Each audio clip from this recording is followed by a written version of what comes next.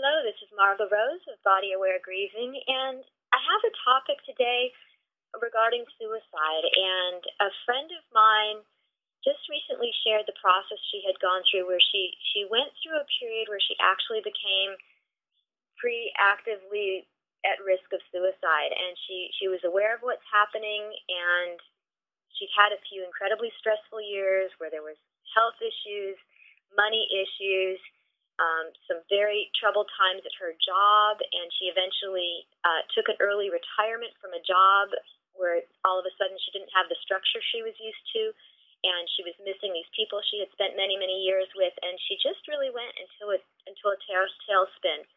And in her case, she really wanted to live, and she made a lot of effort and strong, courageous choices that have since saved her life. She started seeing a therapist that she was able to see through her program, and at a point where she really actually did become apparently at risk to herself, she and her therapist decided to check herself, to have her checked into a facility for a week or so they could help her in a really intensive way.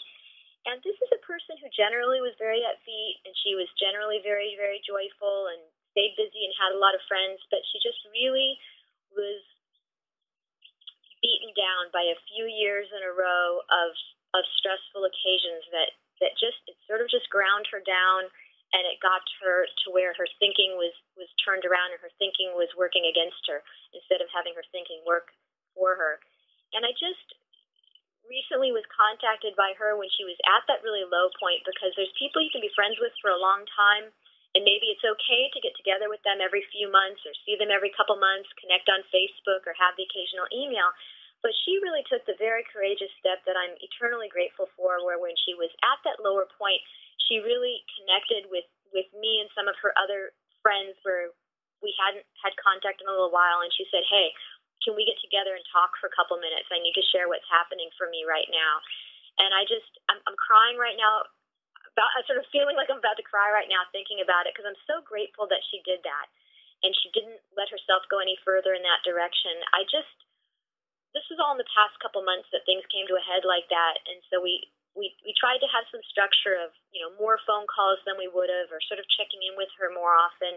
And she did that with the other loved ones that she had in her life, her other friends and family members. She really used all the tools possible to help herself. She pulled herself out of this. She pursued therapy. She pursued more contact with friends and family, and she's the one who took this step to say, "Hey, I just want to share with you what's happening so that we can change it." And I just recently went out with her for a meal, and she just was radiant. Things had turned around. Some funding that wasn't working out got turned around, so she's got some security she didn't have before. A housing option she was looking forward to just came open that she's excited about. She had just gone into this retirement. She was used to all the structure of being at a job and being around people at her job, and she learned how to work with what retirement is, and now she was completely joyful about volunteering. She's volunteering to help some kindergarten children 10, 15 hours a week. She's just getting involved with the local community. She's now Habitat for Humanity. She's volunteering. She's just getting involved in all these local projects that are connecting her with these wonderful, wonderful people.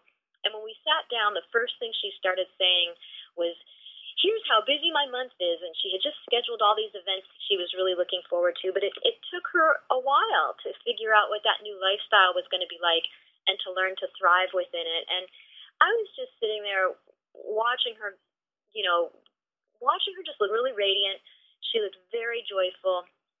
She was extremely grateful to herself and the people around her and her mental health care providers, who had all done a beautiful job. And I'm sure she's absolutely a case study for success amongst the different clinics that she was seeing. And I was so happy for her therapists, actually, that, this must be why they go into therapy, that sometimes you can make that big a change in somebody's life, and then they have this whole new future they wouldn't have had. So, oops, here it is. I just love my friend, and, I'm grateful she's happy now, and I'm grateful we made it through that period, and I'm just so proud of her that she did all the things she needed to do, and now we're all, much more happy about her future. And anyhow, So, any of us can get beaten down. If something's hard long enough, or a combination of sort of bad luck things happens to be happening, all at once, it can be more than anybody can deal with sometimes, and any of us could potentially be at risk. It doesn't mean there's something wrong with us on an ongoing basis. Sometimes it's just a really bad period, and we need to get ourselves through it, and we need to get each other through it. So anyhow, I'm just kind of happy right now. But I wish that I have the courage that she had if I go through a hard time like that, as I have at times. And I hope for anyone listening to this who's currently or has been suicidal, or feels that they could become that way themselves again in the future if there's a really hard time.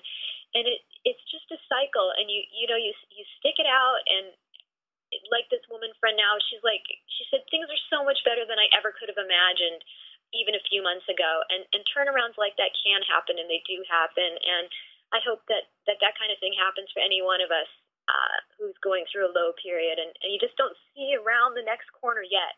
But it might look totally different than whatever your current present does. And I hope we all have the resources we need to make it around each of those difficult corners and onto those brighter periods that we just might not be able to picture when it feels dark. So just a success story. We hear suicide, things that we consider tragic around suicide, and here's definitely a really vibrant example of a success story of someone pulling themselves up and out from the edge of that. And anyhow, I love my friend. I wish her well. I'm glad we're still in contact, and I just wanted to share that story. It seems appropriate for Body Aware Grieving. And anyhow, best wishes to all of you, and I hope we talk again soon. Take good care. Margot Rose.